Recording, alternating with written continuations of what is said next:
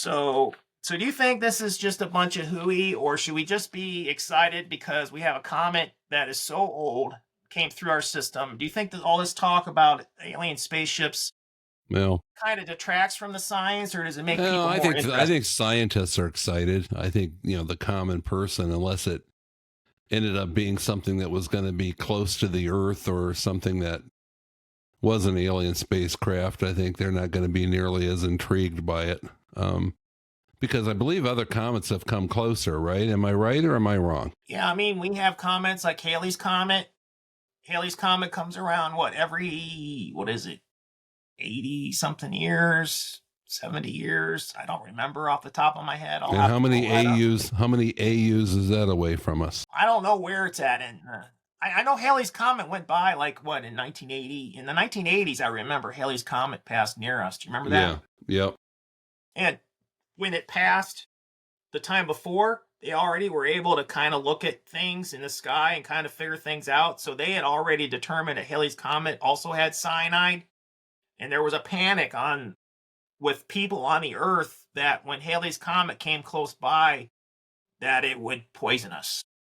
I'm really interested in how that they can tell what the composition of these things are from millions of miles away. Where did they get? I wonder where they get.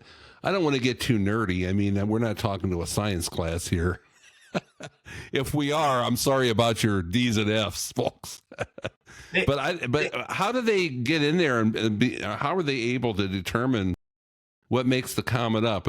Comet, the composition of the comet, and then we can talk a little bit about how I feel about it may be an alien aircraft. They use some sort of photo something or other. I can't remember the general term, where they basically can examine the light that comes from an object, and they can break down the light, and they can determine what elements is causing that light to act the way it does. Now, how they were able to figure that out, I don't know. Yeah, that's crazy. The stuff they come up with.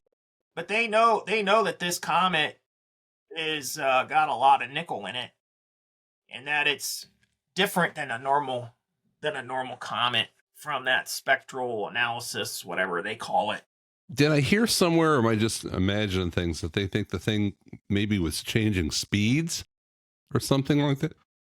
Excuse me, or something like that? I saw that, but then I saw that is bogus. There's a lot of internet stuff out there trying to make it out more than what it is for basically clickbait.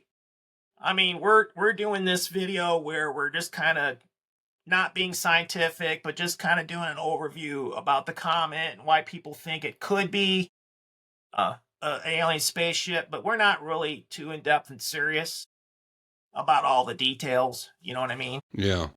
Yeah. But if someone's so inclined, you can really get into the technical. I mean, they've written research papers, and there's all kinds of really, really technical published works already, videos about this comet. Pretty much everybody, all the scientists are saying, okay, it's just a comet that's acting different because it's made out of different things than a normal comet. Yeah, it's picked up a lot of speed flying through the galaxies like that, You were asking about the speed. Every time it goes by, like the sun, it whips around the sun, and it'll pick up speed or change course. And they determined that this comet has had 93 interactions with other gravitational bodies throughout its lifetime. That's interesting. How they're able to figure that out, I mean, it could be just a nudge.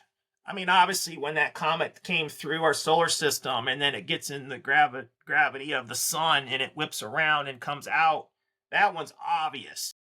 But even just it's flying through space and there's a planet or there's a sun way over here, just that little bit of a tug will make that comet change its trajectory. It might only be a millimeter, but it'll change its trajectory every time it has contact with something that's got gravity. So chances are slim. Let's look at it, slim to none. I mean, it's a long shot, but Dr. Loeb said 30 to 40% chance. I think he's being very optimistic. Wow, that's very or pessimistic, depending. No, what happens. Like 1 in 3 chance that it's not natural. To me, that's high odds. Yeah.